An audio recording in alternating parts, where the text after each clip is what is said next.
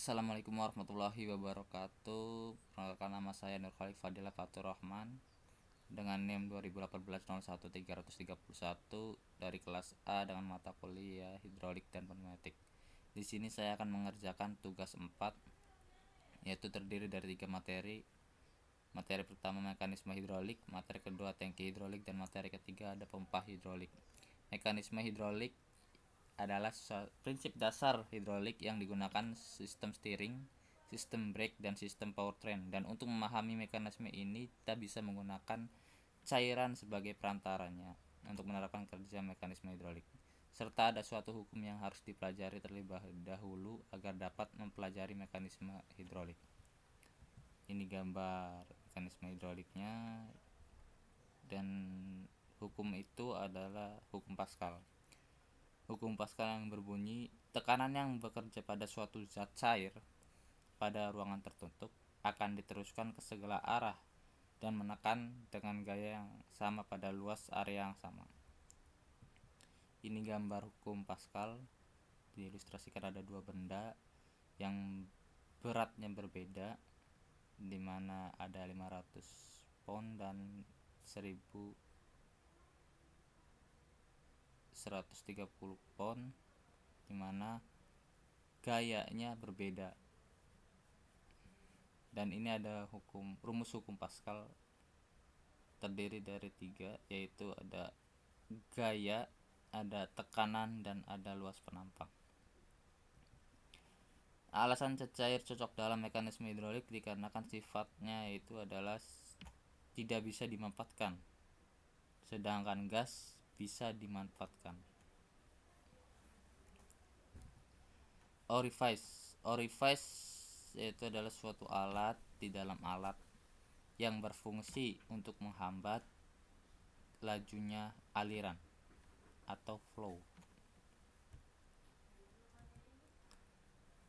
Materi kedua ada tangki hidrolik. Tangki hidrolik yaitu elemen dasarnya terdiri dari 4, yaitu ada fill cap, side glass, supply and return lines, dan drain.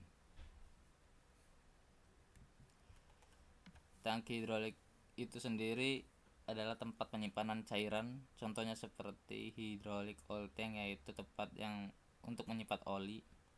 Akan tetapi tank ini mempunyai beberapa fungsi lain, yaitu harus bisa menyerap panas, memisahkan udara dari oli, harus cukup kuat, punya kapasitas yang cukup, dan bisa memisahkan kotoran-kotoran.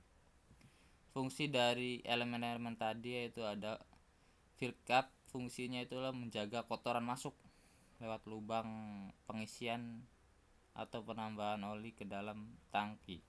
Sedangkan side glass digunakan untuk mengontrol level dari oli. Supply dan return lines adalah supply, yaitu adalah memungkinkan oli mengalir dari tangki ke sistem, sedangkan return lines itu kebalikannya, yaitu dari sistem ke tangki. Drain yaitu adalah terletak di bagian bawah yang berfungsi atau digunakan untuk membuang oli lama dari tangki. Jenis-jenis tangki yaitu ada pressurized tank dan vented tank, dimana perbedaannya hanya di bagian sini, vacuum relief valve dan breather. Fungsi lain dari hydraulic fluid yaitu adalah meneruskan tenaga, transmitting power, lubricating, melumasi, sealing, menutupi, cleaning, membersihkan, dan cooling, mendinginkan. Materi ketiga adalah pompa hidrolik. Pompa hidrolik yaitu adalah mentransferkan mechanical energy ke hydraulic energy.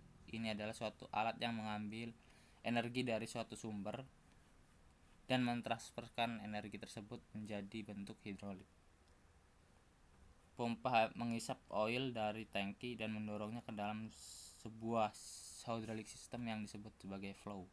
Semua pompa menghasilkan oil flow dengan cara yang sama. Ini positive displacement, contoh jenis pompa, yaitu ada beberapa jenis dari positive displacement ada gear pump, yaitu berbentuk gear-gear. Ada fan pump seperti balok, seperti persegi. Ada piston pump, piston, ini gambar. Dan ini non positive displacement, yaitu ada centrifugal impeller pump. Contoh gambarnya begini. Ya, sekian dari saya. Terima kasih. Assalamualaikum warahmatullahi wabarakatuh.